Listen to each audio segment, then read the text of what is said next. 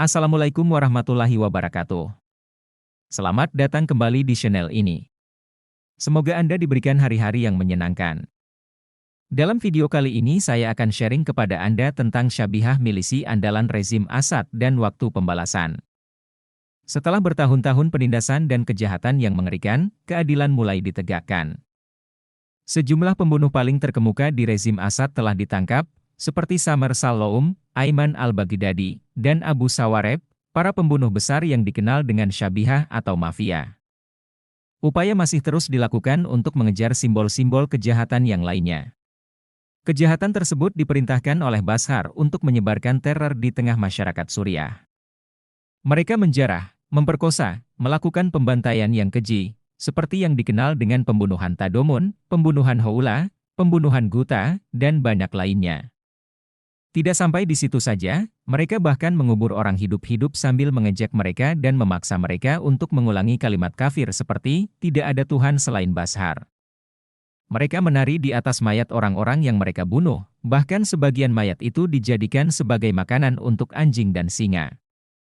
Kejahatan yang mereka lakukan tidak berbeda dengan yang dilakukan Hulagu Khan dan bangsa Mongol terhadap penduduk Baghdad tahun 1258 dan pembubaran Kekhalifahan Abbasiyah. Dengan jatuhnya rezim Assad, jaringan Syabihah itu pun runtuh. Operasi pencarian terhadap mereka dilakukan di Damaskus, Aleppo, Latakia, dan Tartous. Dalam video kali ini saya akan menceritakan kepada Anda beberapa dari gembong Syabihah tersebut dan bagaimana balasan terhadap mereka atas apa yang mereka lakukan terhadap masyarakat Suriah, sebagai pelajaran bagi siapapun yang melakukan kezaliman. Pertama, Syabihah Abu Syawarib atau Bapak Kumis. Ia adalah salah satu agen yang merekrut para preman untuk menjadi bagian dari Syabihah. Dia ditangkap bersama putra dan sejumlah anak buahnya. Selanjutnya adalah si tukang jagal Amjad al-Yousef, seorang perwira di militer cabang intelijen 227, yang melakukan kejahatan keji di lingkungan Al-Tadamon di Damaskus pada tanggal 16 April 2013. Saat itu, Yousef bersama Najib Halabi menculik orang-orang yang ada di jalan dan menginterogasi mereka, dan jika dia mendapatkan apa yang diinginkannya, dia akan mengeksekusinya di tempat.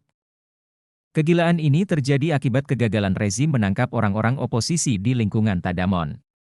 Kemudian Amjad memutuskan untuk menghukum kaum laki-laki Sunni di lingkungan tersebut. Di antara kejahatannya, ia mengumpulkan 40 orang laki-laki dari kelompok Sunni di Tadomun, dan menutup mata mereka lalu mendorong mereka ke dalam lubang. Kemudian ia menyiram mereka dengan bensin, lalu membakar mereka. Ia juga menculik wanita yang berbaris di antrian untuk membeli roti, lalu menyandera dan memperkosa mereka. Karena kejahatannya Amjad masuk dalam daftar buronan internasional dan menjadi incaran Interpol. Setelah jatuhnya Bashar, rezim baru berjanji untuk menghukum dan menggantungnya di tiang gantungan di lapangan Umayyah, sesuatu yang tidak sebanding dengan kejahatannya. Namun, ada rumor bahwa dia melarikan diri ke Swedia. Adapun pembunuh kedua dalam daftar orang yang dicari, dia adalah Talal bin Dakak, yang menjabat sebagai komandan pertahanan sipil di Hama, yang dijadikan sebagai kedok resmi bagi geng Syabihah. Kejahatannya terhadap kelompok Sunni bahkan mengalahkan Setan dan sekutunya.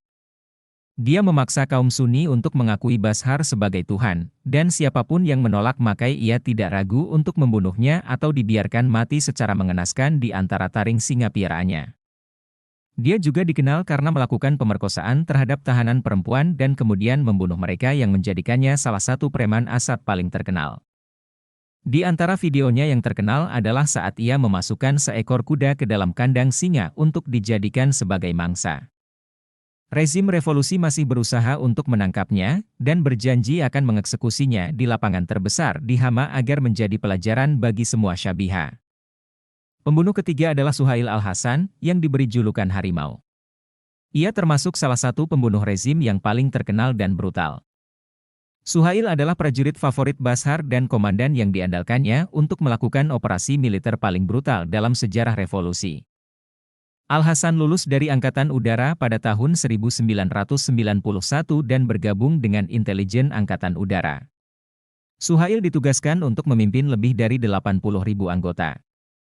Atas perintah Bashar Assad ia menghancurkan aspirasi rakyat, memimpin operasi berdarah mulai dari pinggiran kota Damaskus, di mana ia bekerja untuk menekan pemberontakan secara brutal, dan Aleppo, di mana ia mengintensifkan operasi militer terhadap warga sipil.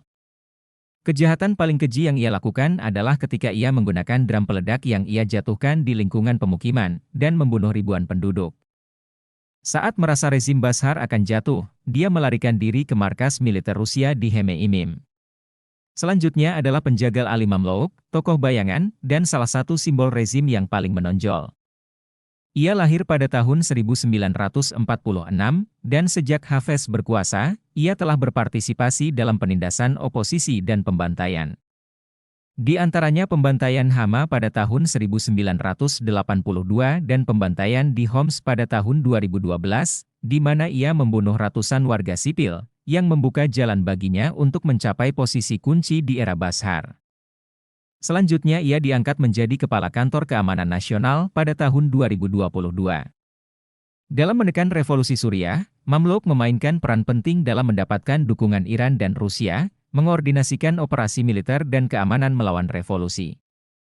Ia juga bertanggung jawab terhadap pengeboman yang menargetkan lingkungan pemukiman, serta penggunaan senjata kimia di Ghouta Timur pada tahun 2013.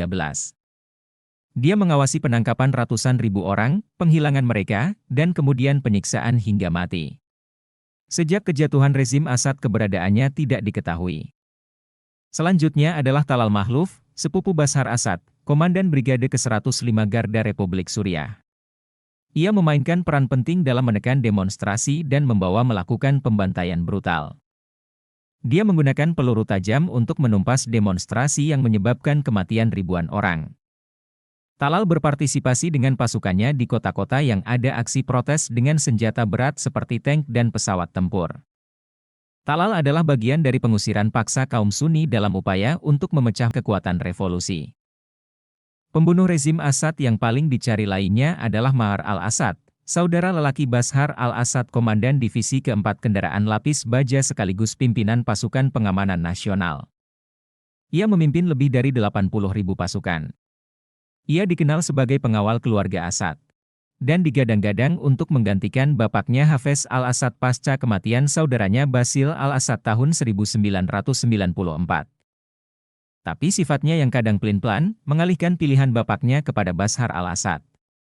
Uni Eropa memasukkannya ke dalam tokoh yang bersalah terhadap tindakan berlebihan terhadap para demonstran. Ia menjadi pemimpin yang paling mengendalikan operasi militer sejak jatuhnya revolusi di Suriah tahun 2011.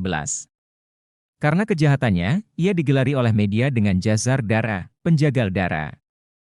Pada Maret 2011, Presiden Barack Obama memerintahkan pembekuan aset Maher Assad di Amerika karena tindakannya terhadap para demonstran. Saluran TV Israel menyebutnya sebagai orang yang memerintahkan penggunaan senjata kimia di Ghouta yang menyebabkan kematian lebih dari 1.200 orang pada tahun 2013.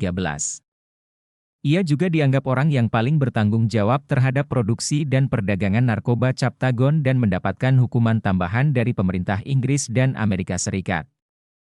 Ia disebut sebagai tokoh kunci penggelapan Captagon ke pelabuhan-pelabuhan Eropa. Melihat fakta-fakta di atas, wajar bila Duta Besar Suriah di Moskow, Rusia mengatakan, sebenarnya mereka adalah sindikat kejahatan, bukan sebuah rezim. Kalau mereka rezim tentu mereka akan mempertahankan diri. Allah Subhanahu wa Ta'ala berfirman dalam surat An-Naml ayat 69, katakanlah, Nabi Muhammad, berjalanlah di bumi, lalu perhatikanlah bagaimana kesudahan orang-orang yang berbuat jahat. Semoga negeri kita dihindarkan dari tangan-tangan berdarah yang zalim seperti yang ada di Suriah. Amin. Terima kasih dan sampai jumpa pada video berikutnya.